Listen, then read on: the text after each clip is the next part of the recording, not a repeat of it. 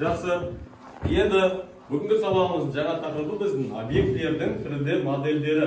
Бүгінгі сабағымыздың мақсаты 3D редактордағы объектілердің модельдерін құру. Енді сіздер алдыңғы сабақтарда осы 3D редактордағы құралдармен таныстыңыздар. Енді сол құралдармен бүгін жұмыс жасаймыз.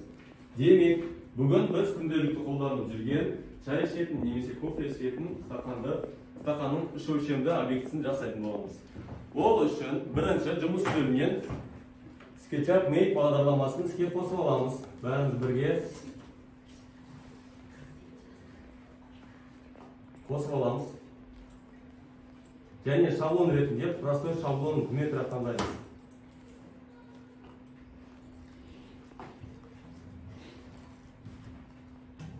Іске қосып па? Жақсы. Енді қараңдар. Бізде қазір бірінші адамның шаблоны тұр. Ол бізге керек емес. Оны өлшеу үшін белгілеп алып батырмасын алып, адамды белгілеп алып, delete батырмасын басамыз. Келесі, білім алушылар қараңдар. Енді бізде кітапта дескриптор берілген. Бірінші қайқадан, екінші қайқадан, шеңбер. Тура осы дескриптор бойынша жұмыс істеп, бір-біріңізге көмектесіп, жүкпен жұмыс жасаймыз. Бір-бір компьютерден берілген жүктік жұмыс.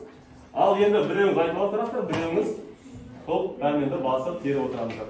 Кет, бірге бастаймыз. Бірінші бізге шеңбер құралы керек.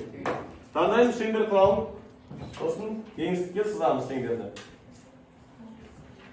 Салдық па шеңберді? Бірге істейміз, бірге. Енді қай құрал керек бізге? Сығу немесе созу құралы арқылы біз шеңберді стақанның деңгейіндей бойын ұзартып аламыз. Ұзарттық па? Істедік па? Келесі біз шеңбердің енді ішкі шеңберін жасаймыз болды. Ішкі шеңберді істейміз. Шеңбер құралын таңдап, қайттан ішкі шеңберді жасаймыз.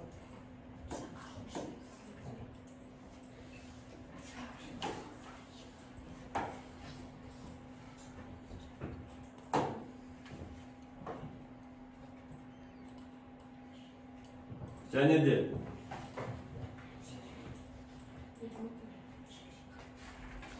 білім алушылар, ішкі шеңбердің қабырғасы тым қалың болмауы керек.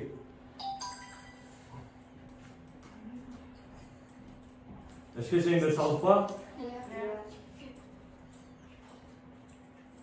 Шеңбердің қабырғалары қараңдар тақтаға болған. Шеңбердің қабырғалары тым қалың болмауы керек. Қараңдар. Барлық шеті бірдей бірыңғайлы шеңбер. Шеңбердің қабырғасы. Енді осы шеңберді сығу созу құралы арқылы төмен түсіреміз. Төмен түсіру барысында білім алушылар шеңбердің түбін қалдырамыз міндетті түрде. Мінекей, үстінен қараған кезде шеңбердің түбі өстіп қалу керек. Қараңыз. Шеңбердің түбі өстіп қалу керек. Тура стақанның түбі секілді. Келесі құрал бізде сызық. Линия сызық құралын пайдаланып біз шеңбердің тұтқасын жасаймыз. Бәріміз істедік па, осы құралға кеттік па? Бірге істейміз. Жақсы? Жақсы, бірге істейміз, бірге. Шеңбердің тұтқасын бірінші сызып аламыз.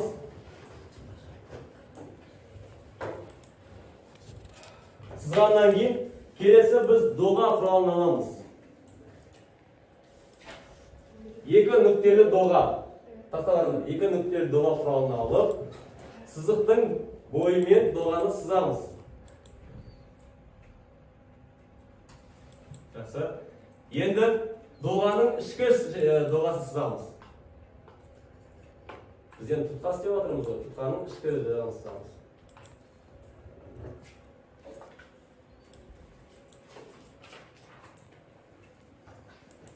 Қалып екен жоқ құрал алып. Жоқ.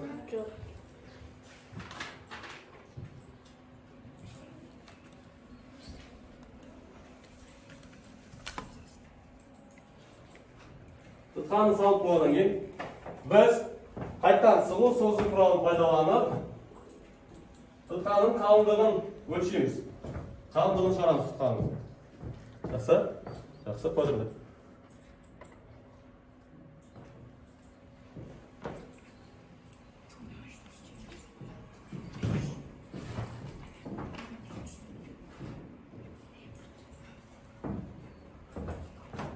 Тұтқан сау болдық па? Әшір, Танира. Сау болды.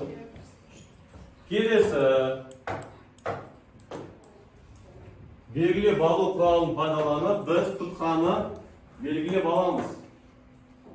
Себебі біз тұтқанымыз басқа жерде тұр, орын алып кеткен. Бұны біз біріктіруіміз керек.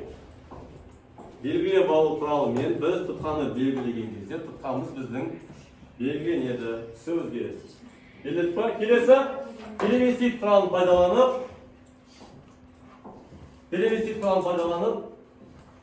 біз тұтқаны орын ауыстырып қоямыз.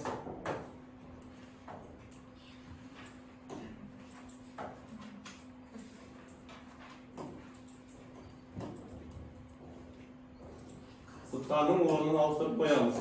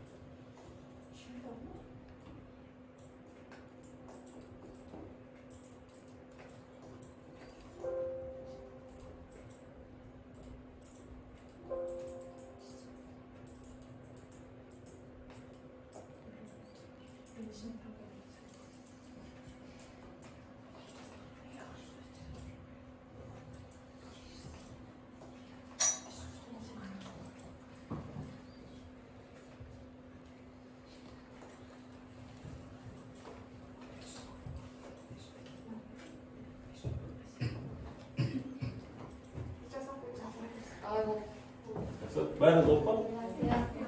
Сіздер ше? Бәріміз болып па? Жақсы.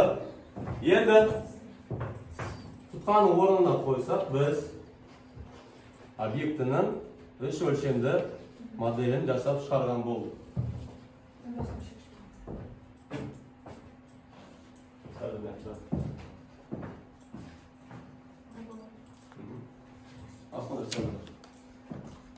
Оқулықтағы дискретті пайдаланды.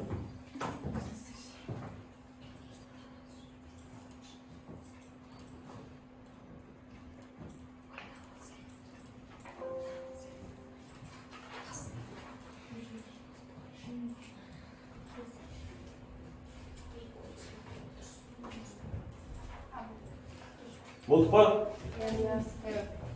Жақсы. Нәтижесінде бізде не шықты?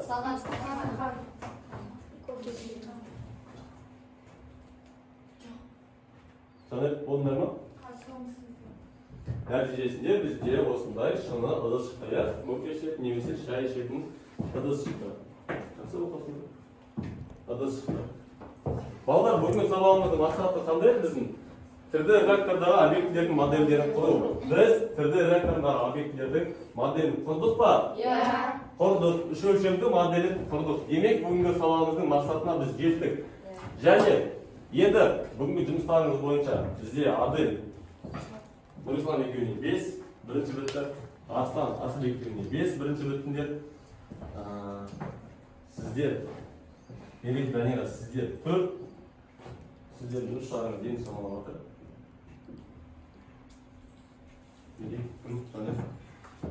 Төрт деген баға аласыздар. Бағаны күнделік жүйесіне қазір қоятын боламын. Және бізде кері байланыс ретінде каналдарыңызға стикер таратам. Стикерге өздеріңіздің ат жөндеріңіз жазып шығыңыздар. Және сабақта сіздерге не қиын болды?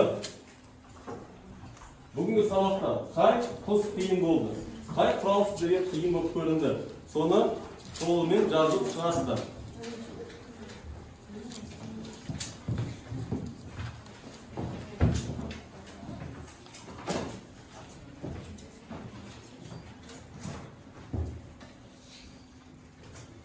Бүгінгі сабақтың қиынлық тұстары.